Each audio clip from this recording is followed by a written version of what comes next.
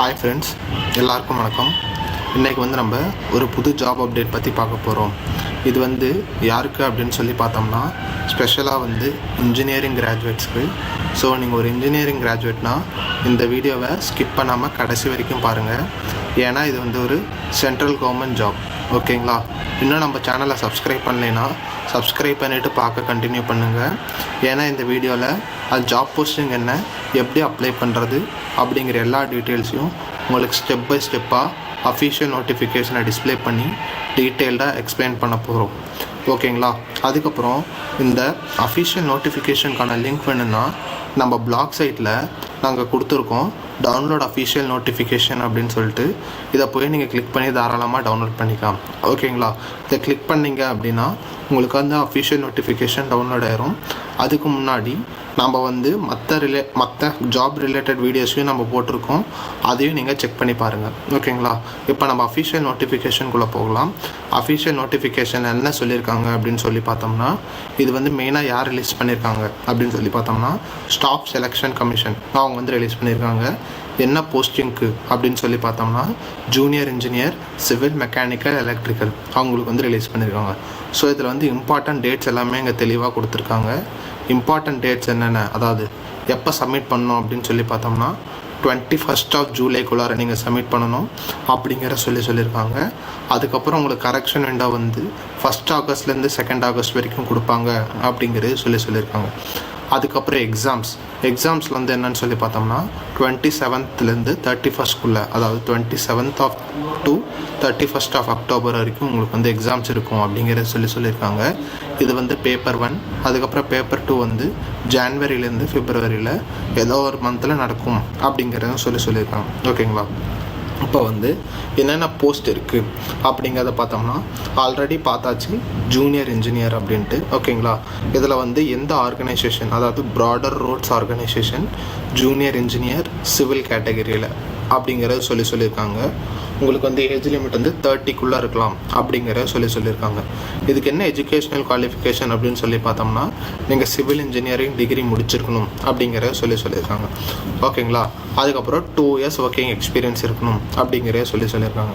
Next junior engineer electrical and mechanical, அதுக்கு நீங்கள் electrical engineering or mechanical engineering degree வச்சுருக்கணும் அப்படிங்கிற சொல்லியிருக்காங்க. Next Brahmaputra road ministry of Jal Shakti, இதுக்கும் சிவில் இன்ஜினியர் உங்களுக்கு 3 years டிப்ளமோ சிவில் இன்ஜினியரிங் இருந்தாலே போதும் அப்படிங்கிற சொல்லியிருக்காங்க. நெக்ஸ்ட் சென்ட்ரல் வாட்டர் கமிஷன், அது junior engineer mechanical, junior engineer civil, இதுக்கெலாம் எந்த எக்ஸ்பீரியன்ஸுமே தேவையில்லை. Next central public works department, ஓகேங்களா? அதுக்கு எலக்ட்ரிக்கல் அண்ட் மெக்கானிக்கல், இதுக்கு நீங்கள் 32 years வரைக்கும் நீங்கள் தாராளமாக அப்ளை பண்ணிக்கலாம். அதுக்கப்புறம் central water power research station, அதுக்கப்புறம் நேவல் மினிஸ்ட்ரி ஆஃப் டிஃபென்ஸ், அந்த மாதிரி நிறையா செக்ஷனில் அவங்க ரிலீஸ் பண்ணியிருக்காங்க. ஓகேங்களா? அதுக்கப்புறம் இதை நீங்கள் ஒரு வாட்டி கோத்ரூ பண்ணி பார்த்துக்கோங்க. உங்களுக்கு என்ன அப்படின்னு சொல்லி பார்த்தோம்னா, உங்களுக்கு ஏஜ் ரிலாக்ஸேஷன் எல்லாமே கொடுத்துருக்காங்க.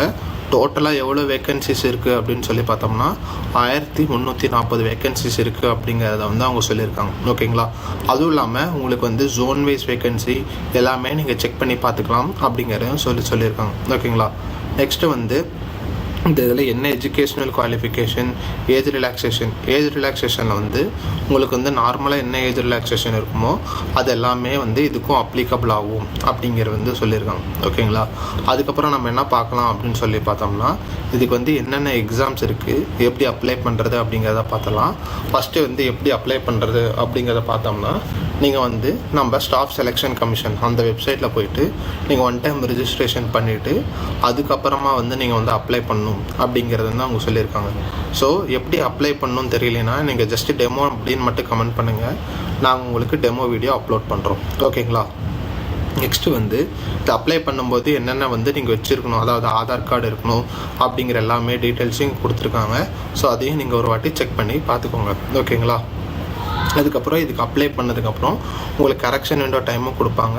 அதில் ஏதாச்சும் கரெக்ஷன் இருந்ததுன்னா அது நீங்கள் போய் மாற்றிக்கலாம். ஓகேங்களா? அதுக்கப்புறம் எக்ஸாம் சென்டர் டோட்டலாக 9 ரீஜனில் இருக்குது அப்படிங்கிறத சொல்லியிருக்காங்க. ஸோ நமக்கு எந்த ரீஜனில் வருது அப்படின்னு சொல்லி பார்த்தோம்னா, நமக்கு சவுத் ரீஜனில் வருது. ஓகேங்களா? சவுத் ரீஜனில் நம்ம தமிழ்நாட்டில் எங்கெங்கன்னா சென்னை, கோயம்புத்தூர், மதுரை, சேலம், திருச்சிராப்பள்ளி, திருநெல்வேலி, வேலூர், கிருஷ்ணகிரி இந்த மாதிரி இந்த ஸ்டேட்டில் இந்த டிஸ்ட்ரிக்டில் எல்லாமே இருக்குது. ஸோ இந்த கோடை வந்து நீங்கள் வந்து நோட் பண்ணி வச்சுக்கோங்க. அப்ளிகேஷன் நீங்கள் ஃபில்அப் பண்ணும்போது உங்களுக்கு கொஞ்சம் யூஸ் ஆகும். ஓகேங்களா? நெக்ஸ்ட்டு வந்து என்னன்னு சொல்லி பார்த்தோம்னா உங்களுக்கு வந்து என்னென்ன கேட்பாங்க எக்ஸாமில். அதாவது 2 பேப்பர் இருக்குது. 2 பேப்பருமே கம்ப்யூட்டர் பேஸ்ட் எக்ஸாம். ஓகேங்களா? ஃபஸ்ட்டு வந்து ஜென்ரல் இன்டெலிஜென்ஸ் அண்ட் ரீசனிங், அதுக்கப்புறம் ஜென்ரல் அவேர்னஸ் அப்படிங்கிற சொல்லியிருக்காங்க. Next part A. அதாவது 3 செக்ஷனாக இருக்குது. இதில் 3வது செக்ஷனில் பார்ட் ஏ வந்து general engineering, civil and structural. அதுக்கப்புறம் பார்ட் பியில் வந்து engineering electrical R general engineering mechanical அப்படிங்கிறத சொல்லியிருக்காங்க. நெக்ஸ்ட்டு வந்து கம்ப்யூட்டர் பேஸ்ட் எக்ஸாம் பேப்பர் 2ல் எல்லாமே வந்து உங்கள் டிசிப்ளினுக்கு தகுந்த மாதிரி இருக்கும் அப்படிங்கிறது தான் அவங்க சொல்லியிருக்காங்க.